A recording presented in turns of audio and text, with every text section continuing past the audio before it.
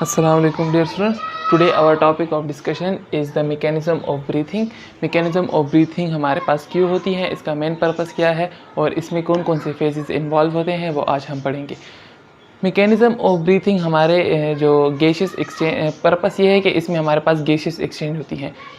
Gases कौन सी exchange होती हैं? कार्बन डाइऑक्साइड की जो है वो हमारे पास बाहर आती हैं, जबकि इनर ऑक्सीजन की है जो वो एंट्रेंस होती है। तो हमारे पास मेन पर्पस ये है कि ऑक्सीजन को हम इन करते हैं और गैस ऑक्सीजन को इन करते हैं और कार्बन डाइऑक्साइड को एक्सहेल करते हैं। इसके मैकेनिज्म ऑफ ब्रीथिंग में हमारे पास दो मेन पर्पस फेजेस हैं। सबसे पहला फेज़ जो हमारे पास है वो इंस्पायरेशन का है और सेकंड फेज़ जो है वो एक्सपायरेशन का है। इंस्पायरेशन को हम इनहेलेशन का नाम भी कह सकते हैं, ये दोनों एक दूसरे के सेम हैं, जबकि एक्सपायरेशन को एक्सहेलेशन का नाम भी दे सकते हैं। तो इसमें हमारे पास क्या होता है इंस्पायरेशन में ऐसा होता है कि हमारे पास जो रिब हैं, रिब्स को हम इंटरकॉस्टल मसल, रिब्स के सेंटर में जो हमारे पास मसल्स होते हैं इनको हम इंटरकॉस्टल मसल्स कहते हैं। बिटवीन द टू रिब्स इनको हम इंटरकॉस्टल मसल कहते हैं। ये हमारे पास रेज्ड हो जाते हैं। जब हम इंस्पायरेशन करते हैं सांस अंदर की तरफ लेते हैं, जब सांस अंदर की तरफ हम लेते हैं तो हमारे जो रिब मसल है वो रेज्ड हो जाते हैं। ये हमारे पास जो रिब्स हैं वो ऊपर की तरफ आ जाते हैं। जब ये ऊपर की तरफ आते हैं तो क्या होता है, डायफ्राम जो हमारा है वो कॉन्ट्रैक्ट हो जाता है। डायफ्राम जो होता है हमारे पास वो पहले डोम लाइक स्ट्रक्चर होता है। जब हम इसकी इंस्पायरेशन करते हैं तो हमारे पास कॉन्ट्रैक्ट हो जाता है, वो लीनियर पोजीशन में आ जाता है। ये इस टाइप का हो जाता है। तो ये हमारे पास डायफ्राम ऐसा होता है, इसकी पोजीशन जो है लोअर हो जाती है। मतलब ये ऐसा होता है तो हमारे पास इसकी पोजीशन जो है वो स्ट्रेट हो जाती है, लीनियर। इसके बाद हमारे पास थर्ड नंबर जो है चेस्ट कैविटी। चेस्ट कैविटी जो है हमारे पास वो भी कॉन्ट्रैक्ट हो जाती है। चेस्ट की कैविटी है वो हमारे पास कॉन्ट्रैक्ट हो जाती है। इसके साथ साथ हमारे पास जो बैक मसल है वो भी कॉन्ट्रैक्ट होना शुरू हो जाते हैं। तो इसके साथ हमारा जो एरिया है वो इंक्रीज़ हो जाता है और हमें जब एरिया इंक्रीज़ हो जाता है तो प्रेशर क्या होगा, तो प्रेशर का हमें रिलेशनशिप पता है कि प्रेशर हमारे पास फोर्स बाय एरिया हमारे पास इसके इक्वल है। तो हमारे पास प्रेशर जो है इनवर्सली रिलेट करता है एरिया के साथ। जब हमारे पास एरिया इंक्रीज़ होगा तो प्रेशर डिक्रीज़ होगा। तो हमारे पास जो लंग्स में के ऊपर जो प्रेशर है वो डिक्रीज़ हो जाएगा, जिसकी वजह से लंग्स में हमें पता है कि वो स्पॉन्जी लाइक होते हैं उसके मसल। तो हमारे पास एंट्रेंस ऑफ ऑक्सीजन हो जाती है। प्रेशर ऑन लंग्स जो होता है वो डिक्रीज़ होता है। क्यों होता है? क्योंकि हमारे पास एरिया जो है वो इंक्रीज़ हो चुका है। जब एरिया इंक्रीज़ हो जाता है तो प्रेशर ऑलरेडी डिक्रीज़ हो जाता है, क्योंकि इनका हमारे पास इन्वर्स रिलेशन है। इसके साथ साथ हमारे पास लंग्स जो है एक्सपेंड हो जाते हैं। जब लंग्स हमारे एक्सपेंड हो जाते हैं, क्यों लंग्स का हमें पता है कि हमारे पास स्पॉन्जी लाइक मसल्स होते हैं इनकी। तो ये आज का हमारा जो मैकेनिज्म ऑफ ब्रीथिंग में था इंस्पायरेशन था। इसके बिल्कुल उल्टा हमारे पास एक्सपायरेशन का प्रोसेस होता है। एक्सपायरेशन का प्रोसेस कैसे होता है कि हमारे पास रिब के जो मसल हैं वो रिलैक्स हो जाते हैं। इससे पहले हमारे पास इंस्पायरेशन में जो रिब्स के मसल है वो रेज बाहर की तरफ आ जाते हैं। जब इंस्पायरेशन में हमारे पास बाहर की तरफ आते हैं तो उसके बाद हमने ऑटोमेटिकली एक्सपायरेशन का प्रोसेस करना होता है। हमने अपने आप को नॉर्मल पोजीशन में लाना होता है, क्योंकि हमने कार्बन डाइऑक्साइड को बाहर लाना है। जब हम गैस की एंट्रेंस करते हैं तो हमारे पास ऑक्सीजन की एंट्रेंस होती है लंग्स में, जो एक्सपेंड हो जाते हैं। जब लंग्स एक्सपेंड हो जाते हैं तो इनको अपनी वापस नॉर्मल पोजीशन में लाने के लिए जो प्रोसेस होता है वो एक्सपायरेशन का होता है। तो एक्सपायरेशन में हमारे पास रिब मसल जो हैं रिलैक्स हो जाते हैं। जब रिब मसल रिलैक्स हो जाते हैं तो ये अपनी पोजीशन पर नॉर्मल पोजीशन पर वापस आ जाते हैं। जब अपनी नॉर्मल पोजीशन पर वापस आ जाते हैं तो डायफ्राम को भी रिलैक्स ही होगा। ये याद रखें कि जब इंस्पायरेशन में हमारे पास रिब मसल हो, चाहे डायफ्राम हो या चेस्ट कैविटी, इन तीनों का हमारे पास कॉन्ट्रैक्ट होना है। तीनों को at the same time contract होना है, जबकि एक्सपायरेशन में तीनों को रिलैक्स होना है। जब डायफ्राम हमारे पास ये से पहले डोम लाइक तो पहले से होता है, लेकिन जब हम इंस्पायरेशन करते हैं तो हमारे पास ये लीनियर पोजीशन में आ जाता है।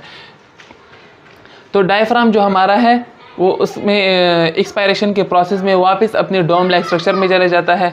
जब डोम लाइक स्ट्रक्चर में जाता है तो हमारे पास क्या होता है, ये हमारे पास ब्रोंकाइटिस है, लंग से आए हैं ये ब्रोंकाइटिस। यह हमारे पास लंग्स है। लंग्स में हमारे पास ये रिब्स हैं, रिब्स जो हैं इंस्पायरेशन में हमारे पास अपवर्ड की तरफ चले जाते हैं। जब ये अपवर्ड की तरफ जाते हैं तो हमारे पास डायफ्राम पहले इस पोजीशन पर होता है। जब ये अपवर्ड की तरफ जाते हैं तो डायफ्राम हमारे पास लीनियर पोजीशन में आ जाता है। जब ये डायफ्राम लीनियर पोजीशन में आ जाता है तो एक्सपायरेशन में हमने क्या करना होता है, रिब मसल जो है वापस रिलैक्स हो जाते हैं। जब रिब मसल्स वापस रिलैक्स हो जाते हैं तो हमारे पास ये अपने नॉर्मल पोजीशन पर वापस आ जाते हैं, जबकि डायफ्राम अपनी वापस पोजीशन जो डोम लाइक स्ट्रक्चर होता है वो कैरी कर लेता है। इसके साथ साथ हमारे पास चेस्ट कैविटी जो है उसका एरिया हमारे पास यहाँ इंक्रीज होता है इंस्पायरेशन में, जबकि यहाँ हमारे पास एरिया डिक्रीज़ हो जाता है। एरिया डिक्रीज़ होगा तो प्रेशर ऑलरेडी इंक्रीज़ होगा। तो ये हमारे पास मैकेनिज्म ऑफ ब्रीथिंग था। इसके बाद हमारे पास सेकंड टॉपिक है बुक में, गैसेस एक्सचेंज इन लंग। जब गैसेस एक्सचेंज इन लंग्स कैसा होता है हमारे पास हमारे बॉडी में,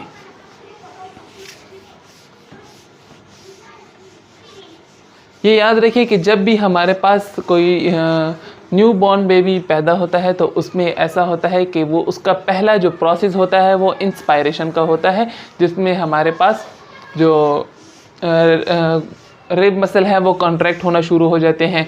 उसके साथ साथ हमारे पास जो डायफ्राम है वो लीनियर पोजीशन में आ जाता है अपनी डोम लाइक स्ट्रक्चर को छोड़कर। तो जब न्यू बॉर्न बेबी पैदा होता है तब भी वो इंस्पायरेशन का प्रोसेस पहले करता है। उसके साथ साथ जब फोर्थ भी होता है वही जब मरने की हालत में होता है तो तब भी हम इंस्पायरेशन करते हैं, एक्सहेलेशन नहीं करते। गैसियस एक्सचेंज इन लंग्स कैसा होता है? गैसियस एक्सचेंज इन लंग्स में हमारे पास सबसे जो बड़ा रोल प्ले करते हैं वो अल्वियोलाई करते हैं। अल्वियोलाई हमारे पास कैसे होते हैं, वो हमारे पास इस टाइप का स्ट्रक्चर होता है उनका, कार्निफ्लोर्स की तरह इनका स्ट्रक्चर होता है हमारे पास। कार्निफ्लोर्स की तरह स्ट्रक्चर होता है तो इस तरह हमारे पास वेन्स जो है वो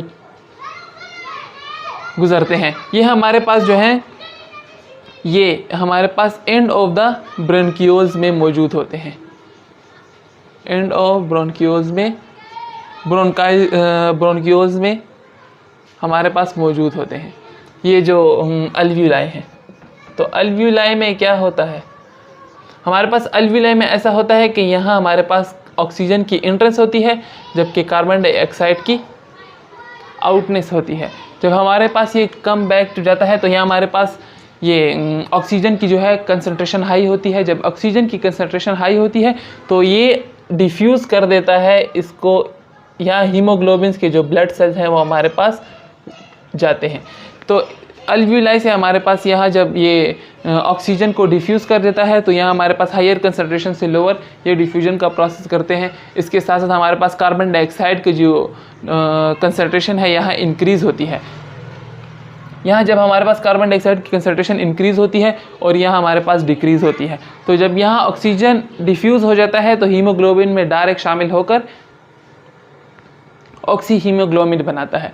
इसके साथ हमारे पास कार्बन डाइऑक्साइड जो है वो यहाँ कंसंट्रेशन उसकी इंक्रीज़ होती है कार्बन डाइऑक्साइड की। जब हमारे पास यहाँ कंसंट्रेशन इंक्रीज़ होती है कार्बन डाइऑक्साइड की तो अल्वियोलाई में जाकर कार्बन डाइऑक्साइड को वापस अपनी बाहर हम निकाल देते हैं एक्सहेलेशन के प्रोसेस में।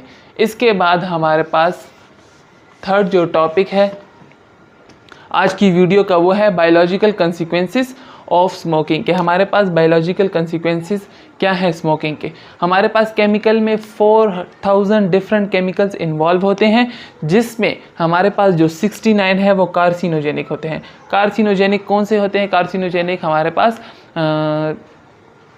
ब्लड कॉज केमिकल जो होते हैं वो 69 होते हैं स्मोकिंग में 4000 में से।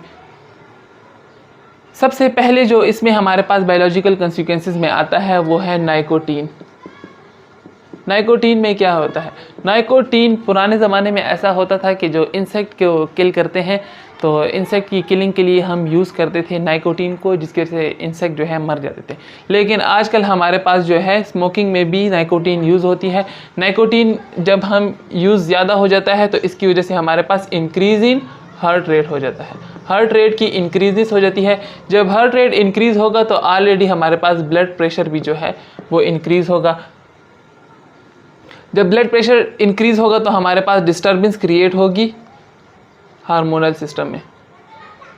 इन हार्मोनल हमारे जो हार्मोन्स हैं वो प्रॉपर तरीके से अपने थ्रू प्रॉपर चैनल काम नहीं करेंगे। जब वो काम नहीं करेंगे तो हमारे पास मेटाबॉलिक एक्टिविटी जो होती है, तोड़ फोड़ का शिकार जो हमारी बॉडी में होता है, वो भी पूरे चैनल से थ्रू प्रॉपर चैनल नहीं होगा। तो हमारे पास निकोटीन का यूज़ भी आता है बायोलॉजिकल कंसिक्वेंसेस ऑफ स्मोकिंग में। हमारे पास सेकंड है कार्बन मोनोऑक्साइड। कार्बन मोनोऑक्साइड में क्या होता है? कार्बन मोनोऑक्साइड एक डेंजरस गैस है हमारे लिए, जिसमें एक कार्बन और एक ऑक्सीजन होता है। तो ये क्या होता है, इस कार्बन डाइऑक्साइड की जब कार्बन मोनोऑक्साइड की कंसंट्रेशन हमारी बॉडी में जब इंक्रीज़ हो जाए, अपने नॉर्मल लेवल से ऊपर चली जाए, तो जब नॉर्मल लेवल से ऊपर चली जाए तो हमारे पास लंग्स डिजीज़ को काज करता है।